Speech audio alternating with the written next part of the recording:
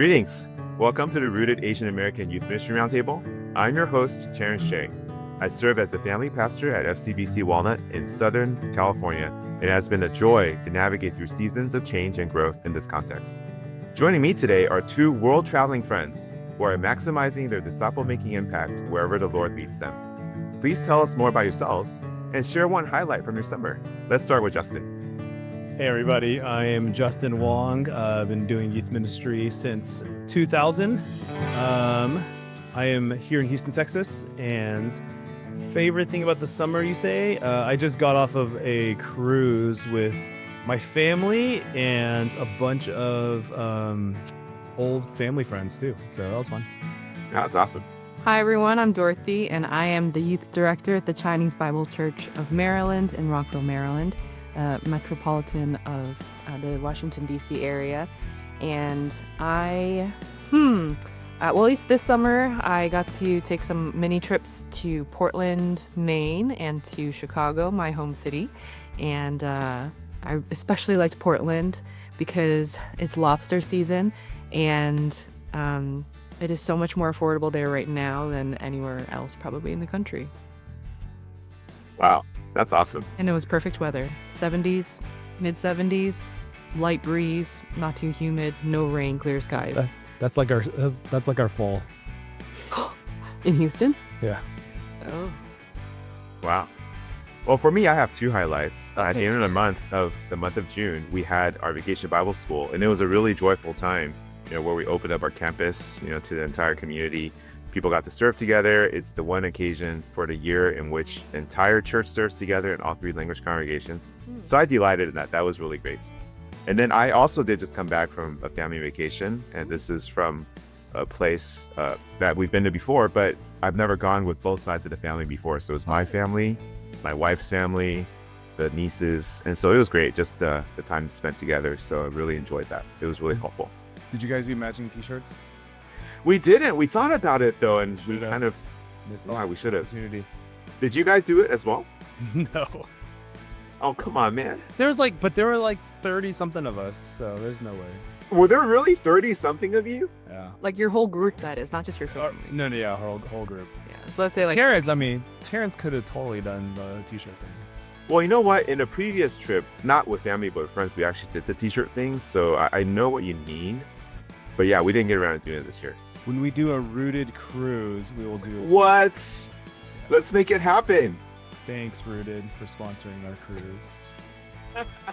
We're gonna need more benefactors. All right, just manifest it into existence, man. That's gonna be great. All right, well, this month's podcast pair highlights the summer swing that takes place every year in youth ministry. This episode will address activities and priorities to make the most of the season. And the next one then will focus on back to school preparation and rhythms. So to get this started, I want us to just be able to focus in on an aspect of summer that each of us are going to be working on. So what is your favorite ministry activity or event or program when you think about the summer? I'll jump into this one. I think for us, it's always been a mixture of mission trips, vacation Bible schools, and camp. Right. And so, but I think it's always been camp for us, just because it's a little bit unique. We partner with the other Chinese churches here in Houston. And so we've been doing it for a good 30 something years now. Wow. So we have an established partnership, but it's morphed and evolved over the decades. And our students enjoy it because, whether they go back to their middle school or high schools, that's one thing. But what we find is a lot of the counselors go back to their colleges and use camp as kind of a launching point for their semester as well. Man, let's talk about that a little bit. I mean, tell me a little bit about what goes into planning this camp and, the timeline, kind of, the ways in which you guys make this work. It just sounds like a massive thing, a pretty epic summer event. Well, okay, so we can talk about the history of it. I think when we first started, there was really nothing for the Chinese churches here in Houston. I think the only alternative was like really big camp, and the budget and the overhead was way out of what any local church, Chinese church, first gen church could afford. So I think they created their own little camp with kind of 2 churches first, and then it ballooned into about 5 or 6. Um, camp is currently going on right now. The middle school one is called Discovery Camp, and that goes from Sunday to Wednesday, and then high school goes from Wednesday to Sunday. Um, but it's usually at the end of July, and then we start planning for the next year camp in the end of August, early September. So it's a good 11 months of planning, getting speakers, budgeting, and all of the other stuff too. Sounds year round. I mean, that's intense. It's a lot. Yeah, that's the process of planning retreats. And actually, that was really helpful, Justin, because the colleagues of yours over there just invited me to be the speaker for next year. Nice. What? Dude, that's new for me. Did they really? Was it our female cohorts? Yeah, it was. And of course, They were come doing high- some early recruiting Dorothy, at you come highly recommended. Oh gosh. So, Dude, shout out to our rooted friends out in Houston, man. Good job, guys. and if you want Dorothy to speak at your retreat, guys, better book her early. You know, Justin and I will take commission on this, though. I mean, we definitely are trying to capitalize on The this booking situation. fee. Yes, that referral code is Justin and Terrence. Let me take my sabbatical first. No, you're gonna be booked up like crazy this year. Nice. So someone booked me as far out as March 2026 ever since 2024. Yeah. Wow. Which okay, so let's kind of play into this one real quick. If you're planning retreats, I think as a speaker, but also as you're looking for speakers, Yep. 9 months for a camp is probably a reasonable time span, just to kind of so that if they can think through their own calendar, scheduling, family, and that type of stuff. So give the speakers at least a good 9 months if possible, I think. That's fair. Because I think it's also, does it align with the speaker, but also does it align with the organization as well? And I think there needs to be at least a good month or so to kind of have that conversation interaction. For sure. Yeah, that's good advice. What are some other things that you guys think go into helpful and like clear camp planning? Dorothy, what do y'all start with? Like when you first start planning for next year's camp? So it was only for about 3 years, 22, 23, 24, we had a summer retreat, and that was just for a weekend. Okay. And that was under the vision that it could become something like what the Houston churches are doing. Because having grown up in the Midwest, we have what's called teen camp, and that is actually going to be next week, but I'm not able to go. But it's a week-long Bible camp where a lot of students, high schoolers, from Chinese churches around the Midwest will go to that. So we have students there who come from Minnesota, from around Wisconsin, sometimes Michigan, Ohio, and St. Louis, Missouri, and definitely all around the Chicagoland area. It's been neat to see how it has transformed over the last 50 plus years. But a big thing is that it basically does take, I would say, 9 to 10 months in advance to plan for it. And even then, like, you have to secure the dates like 1 year in advance. Yeah, at least. So for sure, like summer camps, summer retreats are a highly coveted aspect of summer ministry for our students. And it's a really great training ground, actually, for former slash returning students who have gone to college and really want to serve. And in some ways, like, because we do see a large drop off of college students that as they transition from high school into the university, when they come back and some of their typical friend groups are not as present, it's like they don't really have much of an anchor to the church unless they were already integrated in the larger body of the church. So in a way, summer camps, retreats, mission trips are ways for former students to stay connected with our church and to train them in like leading Bible study or facilitating discussion. We try to put them like in pairs rather than independent, because I think it's always good to go through that experience with a little more help than not enough help. Yeah. Well, I like to speak into that. I think if you're thinking strategically throughout the year, youth pastors, to continue to build a relationship with the college campus ministries in your local region, and promote camp counseling early, especially in the spring, that's where you're going to get a lot of your counselors. But then again, you have the benefit and burden of training and equipping those guys as well. So it you have to think really strategically rather than just like, hey, who wants the console? But I think the benefit totally outweighs some of the costs. So, um, yeah, just think about that as you guys are planning your year-long calendar and how summer camp kind of bleeds into the spring and the fall. Dorothy, y'all's camp, is it run by the youth ministers or is it a separate organization that runs teen camp? So the one that happens in the Midwest, that is run by the youth deacon, uh, or trustee, I forget, but the equivalent of like elder level of organization in the church. And then it is co-run now by the youth pastor, just because for a long time, the organizing church, my former church, had been without a youth pastor up until about recently. And it was very, very much volunteer run and operated trainings, etc. We do have some former pastors and ministers who have since branched out to different ministries, but they like were students at one point in that camp. They had helped as counselors in that camp, but now they're more like guest speakers or accompanying helpers slash counselors.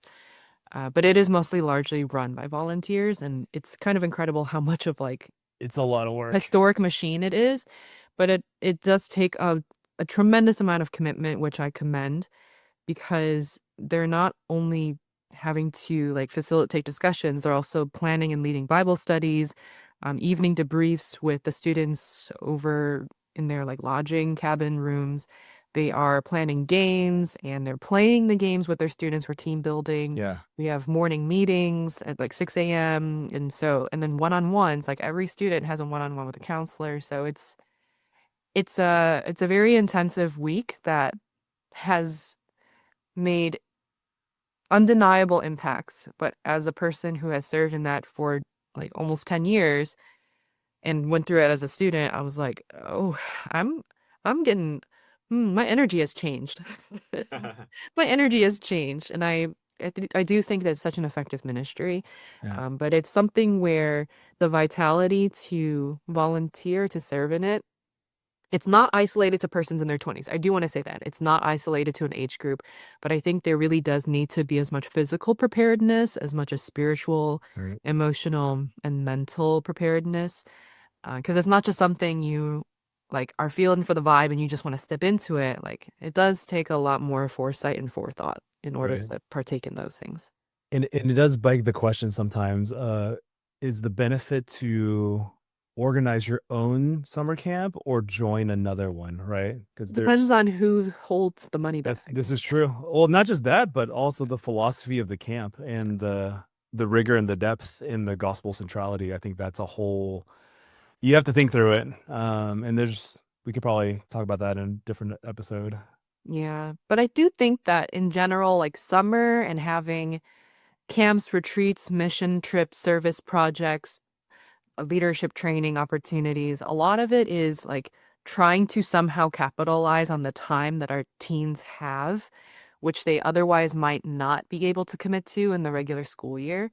But sometimes it also does seem that summer is just even busier than the school year because of that.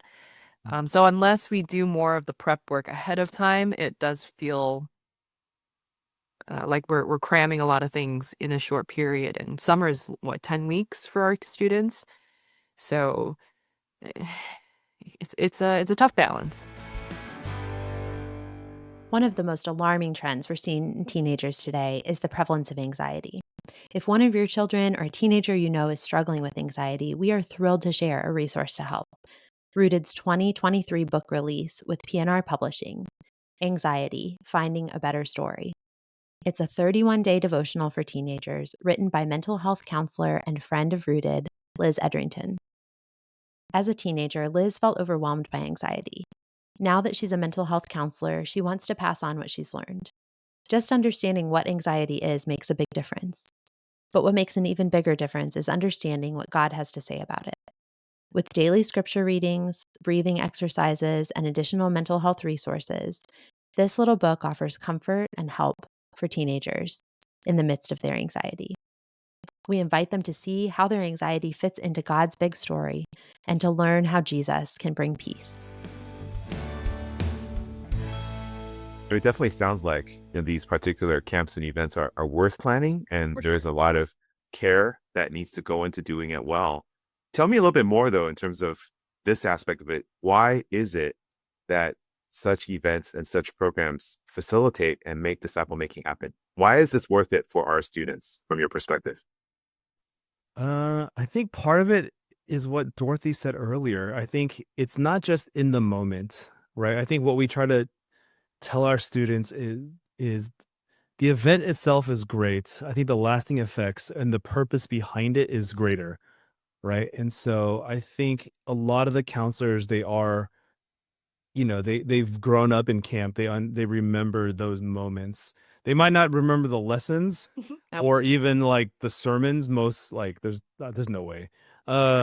But I think they remember the experience, and I think it's not just the spiritual experience. I think it's the camp mentality. I think there's something about camp where, there's a regimen, there's a calendar and a schedule that you have to adhere to, and everyone's doing it. And so there's that aspect of community, and we're doing this together, and have these like lived shared experience. I think you can't get that anywhere else. And the Yeah. fact that it's over multiple nights, and the one thing I appreciate about our camp here in Houston is it's one of maybe two events that the Chinese churches come together and they do throughout the year, right? There's not a lot of times where we have overlaps. And so it kind of exposes them to kind of the greater universal church, where they can do discipleship like that. And then what's good is they get to go back to their home team, if you will, their local youth ministries. And it's, I always say it's like the all-star game, Hmm. right? You come together, it's fun, it's great, but you have to go back to your own teams. Hopefully your team is uh, people You're playing the right game. Anyways, I think, Justin, you bring up a really good point where it is such a shared experience. And I've even said that too for, like we recently just finished a draft of budgeting and someone asked like, do we need to budget this much for a retreat when the other church can probably pay their way? I'm like, yes, they can eventually, because we will ask them to pay their overhead. But the big thing is that like even as much as having a t-shirt for camp, it's a memorabilia or like Yeah. a sign of like, oh, we went through that together. It's like, why don't we just have kids pay for t-shirts? Then we can lower the cost. I was like, because that's not the point of just Yeah. paying a cheap cost. It's more like it doesn't matter your income class. It's the fact that you both were there at the same time and you have something to look back on with fondness. You develop a relationship that despite your background or upbringing, you both were in that same place at the same time, worshiping the same God, hearing the same message, maybe not remembering the same message, but at the same time, I think it's highlighting for our students the beauty and the joy of the church. And they don't really see it as, oh, your church, my church. Maybe initially, if they're not accustomed to the blend or the mixture of, different ministries coming together, it would seem territorial. On the other hand, I think when they become more accustomed to being in those mixed group settings, uh, it it really develops a deeper sense of solidarity and unity that I kind of at times wish our adults could understand, because it's not about like sheep transference or sheep stealing by any means. It's like we want our students to be transformed in the gospel, and providing a space, providing conversation, and a worthwhile challenge for them and for each other, right, between each other. That's something that we can't just manufacture Right. or replicate. It's like that's really a demonstration, I think, of what God can do when the students themselves are placing themselves in those environments and spaces to receive. Sometimes they're there for social reasons, but God can redeem even those, Sure. selfish motivations. And sometimes we have students who, just go for the vibes and they're like, hey, maybe I'll learn something, maybe I won't. And then, they don't have the same emotional experience, but they still more or less are challenged and moving to a next step in their faith that isn't just based on how they feel. Right. And I think to add on to that, Dorothy, like one of the benefits of camps, when you come again, when I say camps, I'm talking about our context where you have multiple churches come together, I think a benefit of that is the exponential ability to disciple from different voices, right? And again, this is where when you're doing your planning, this is where a lot of the training has to come through, that we're going to teach this, a very kind of same message and philosophy for the most part, but for having students hear a gospel presentation differently than where their normal counselors are coming from, that just continues to reaffirm the fact that this is a faith that's bigger than just one local church, right? Like, you can see the gospel in multiple settings, but when you're at camp, you get to hear from multiple voices all the time, hopefully, about how good, Jesus is, and you get to hear from different experiences as well. Dude, you're getting me excited, guys. I mean, this weekend is actually our youth retreat at my church, and Justin's our speaker. So I guess I'm going to hear the gospel presented from a different voice. You saved again, Terrence. Let's do it. You know what? We just got to zoom in, Dorothy, and it'll be complete. It'll be like a live podcast. Right in the middle. You're right. All right, that's session number 2, guys. Yeah. But you know what? Thank you guys for breaking that down a little bit more, because a lot of times, if we only focus on like the busyness and all the admin that goes into retreat planning, which it is there, it's necessary, it's helpful, it's good. But if we don't have the purpose and like a disciple making significance, it's very easy for us to get burned out and kind of frustrated when things don't go well or when things are overbearing. Things might still be hard and we need to help each other, but I think it always helps us to sustain and persevere when we see a greater purpose to why we're doing what we're doing. Yeah. So I want to transition a little bit. We're still talking about summer and what it looks like to be part of this summer swing in youth ministry. For us, this is where maybe people don't always see what happens behind the scenes, but in our minds, we wrap and work around the school year in youth ministry. So then the summer also means that it's the end of a year. It's the end of our plans. It's the end and the transition and preparation for the next school year. So I want to ask each and every one of you to give a ministry priority for our listeners today. How do we use the summer? How do you use the summer so that you can finish the school year well? And this time I'll start with Dorothy. I'm glad that you asked that question, because my team and I are in the midst of several transitions. One for my own transition, because I'll be wrapping up my post within the next few months here. But second, and on good terms, I just want to say on good terms.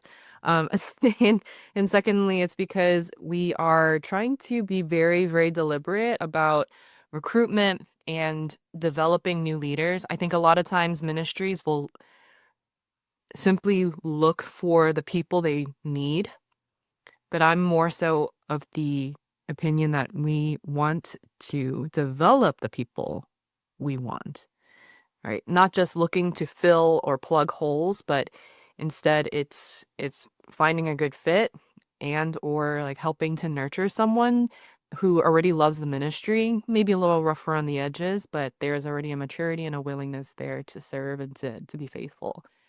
So right now in our summer, in terms of student ministry, we actually take a break. So we don't meet as regularly for our Friday gatherings. But we do have a very lighthearted summer Bible study. This year in particular, it's having a mini study on passages that are vignettes from the series, The Chosen.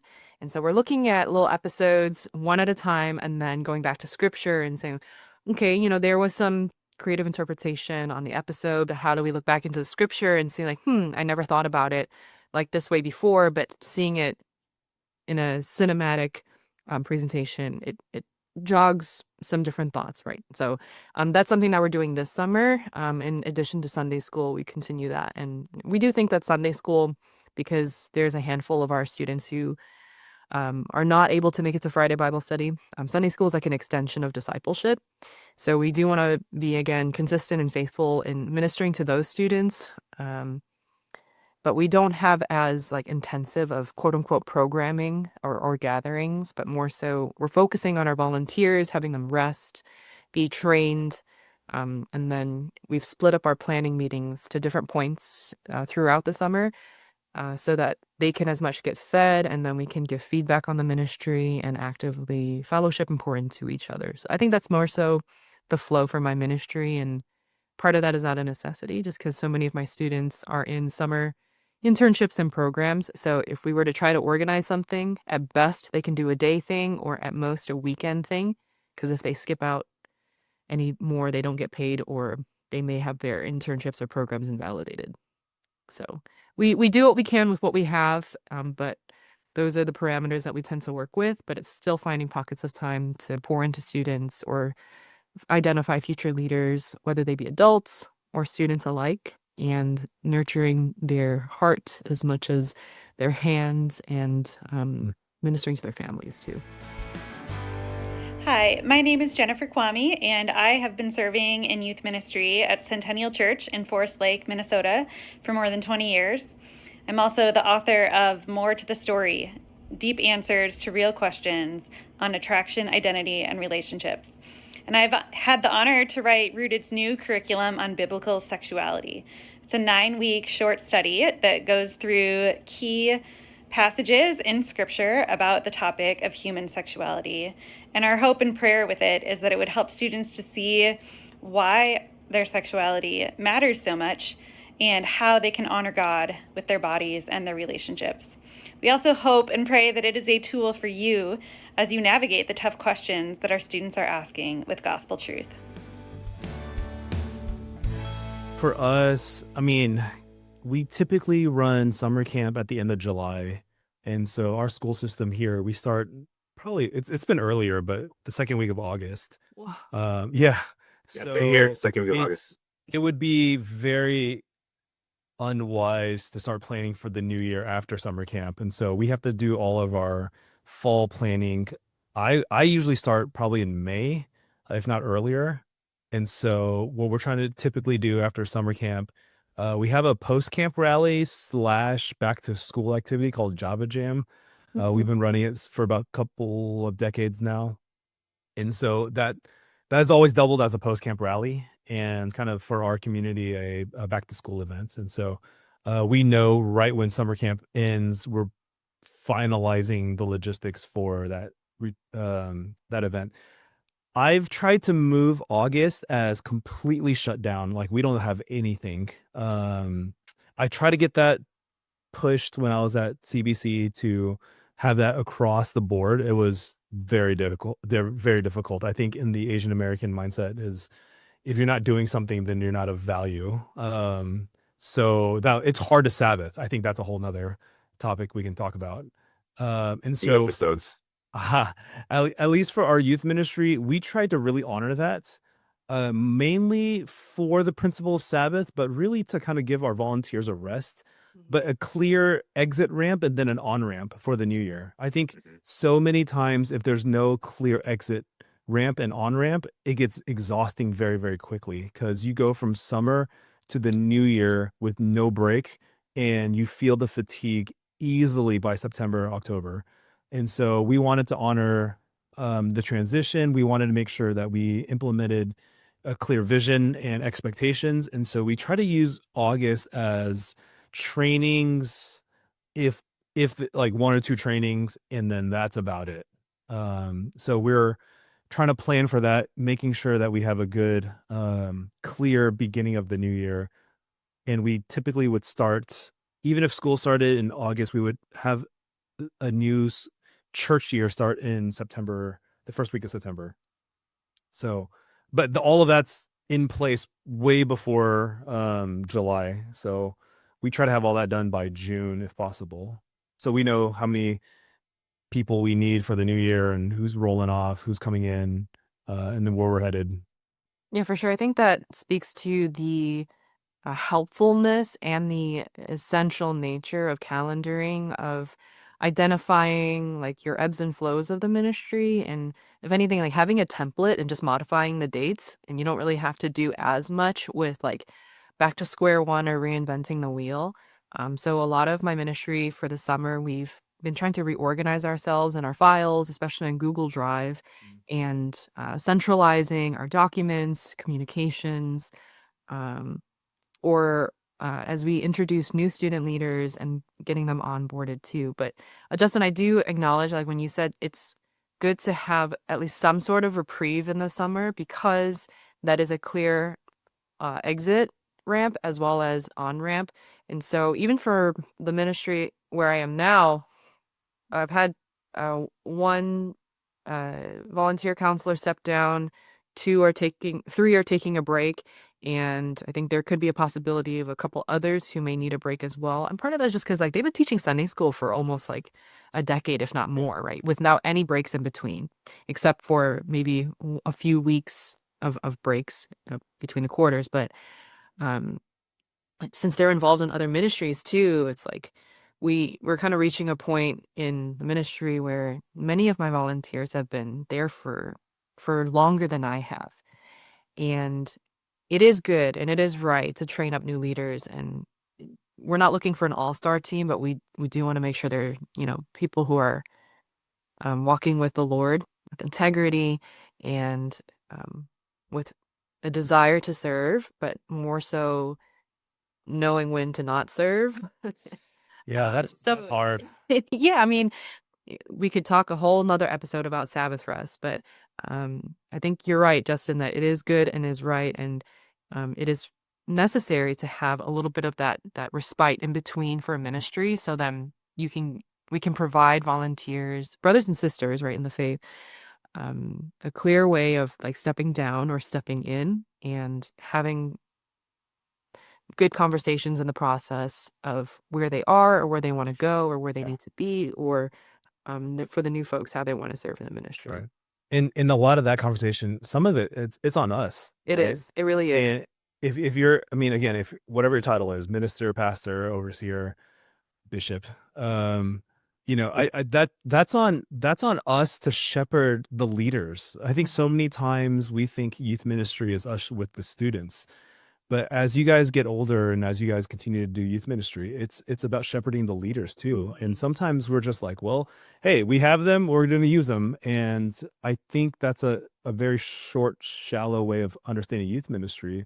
I think if we can care for those who are caring for the students, the whole ministry stronger. And I think the hardest thing that we've had to do is to say, hey, we're going to give you a break this year. Even if they're like, hey, I don't need one or I don't want one, for us to be in tune with the dynamics and kind of where they're at, to be like, hey, I've noticed some things. I want to honor you and I want you to thrive in this, but I think this year you need to take a step back or switch positions or even just kind of take a whole year off. I think those are the hard conversations that we as youth ministers and pastors have to be very bold in having with the leaders. Yeah, I mean, thank you guys for touching on those things. I mean, there's aspects of volunteer preparation, recruiting. There's ways in which, you want to be able to focus on students and also getting some rest. That's a lot for a youth pastor and practitioner among us. And so I want to conclude with this. What would be your personal ministry advice for a youth pastor, practitioner, or leader? You go, Dorothy. So there is something that comes to mind. I'll give a ministry practical and then a personal practical. How about that? Sounds good. A ministry practical is for sure you have to take stock of your ministry. And I don't mean just like, oh, how many kids do I have? It's more like, where are we? How are the kids actually doing spiritually? How are our volunteers in terms of their health? How are their families, right? Like, how is the ministry impacting their families? In what way are we seeing or recognizing metrics of growth, or sometimes, albeit maybe a slight regression?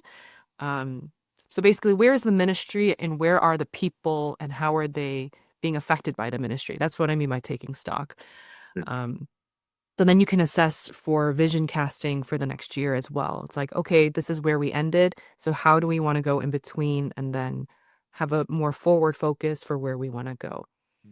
So that's the practical ministry piece of advice. I think for a personal ministry, and this is just, part of my personality / I don't like things to build up.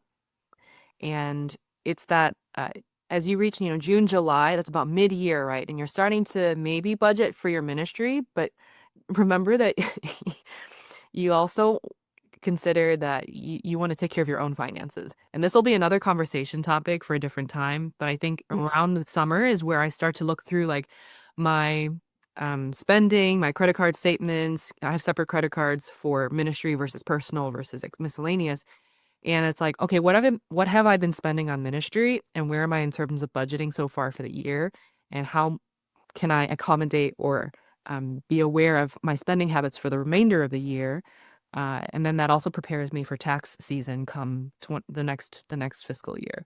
So I think it's always good just that ministry is important and it's great, but also don't neglect your own household or your own personal finances too, because I hate just leaving it for the last minute, and then I'm loathing combing through pages and pages of things that I should have done months ago. That's But good. that's just me being petty and personal. So here we go. Yeah. Justin? I would add, I'll start with your first one. I would add on a practical advice in terms of ministry. You've been with your students, you've been with your leaders all summer, but the rest of the church has not. And so they might see snippets in pictures, maybe a slideshow. And as much as I hate numbers, I think this is where numbers do matter. And so I think it would be wise for you to finish the year with kind of an eval summary reports for your quote unquote stakeholders or your leaders, especially your supervisor. Let them know not just what happened in the summer, but throughout the year. These were the numbers at the beginning. This is what's happened at the end. This is the budget, just kind of a report. The more you can be transparent and kind of visible with your numbers, that's just how a lot of the churches are going to run, right? I mean, they want to see a lot of the metrics. Also, I think sharing testimonies, if you can compile it for them, they can watch it on YouTube, they can do something. A summary of your ministry allows you to kickstart the ministry next year so much stronger. People can buy in easier. They know where you're going. They know you're responsible, and they know that you have not only the students in mind, but you're thinking through things beyond what a normal average member of the church is thinking through, right? And so you do your due diligence, ministers and pastors, of giving a good summary report. And then I think using that to justify your needs for the next year, to say, hey, we're going to need 4 more counselors. We're going to need 3 more admin staff. We saw the benefits. This is kind of our ROI for the year. But this is what we need for next year. And so you can give that to your staff, present it, give us reports, and then just make it public. See what the Lord has done in your youth ministry, especially in the summer. So keep that up. I think that would be huge. Practically, just like Dorothy said, the transition from summer to fall is very short. I think you need to really respect your time, especially if you have a family. Make sure the church affords you at least a week to recover from camp in the summer. And I think you need to be very aggressive with that kind of ask. And then in that time, go get your blood work done, get your physicals done. I no, like for real. I think this is tending the garden, weeding out all the stuff so you can physically survive the fall, right? I think we kill our bodies in the summer and we have no time to recover for the fall. So you're trying to get the garden ready so that you can plant and harvest in the fall and in the spring. I'm in my gardening phase, if you don't know.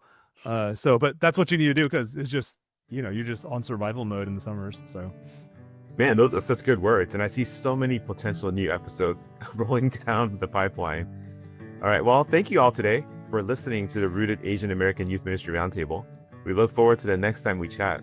And until then, may the Lord bless and keep you as we trust in the death and resurrection of Christ to transform our homes and churches. Be sure to follow this podcast on Apple Podcasts or Spotify. You can also find us on Instagram at The Rooted Ministry. Talk with you soon. see you. Peace.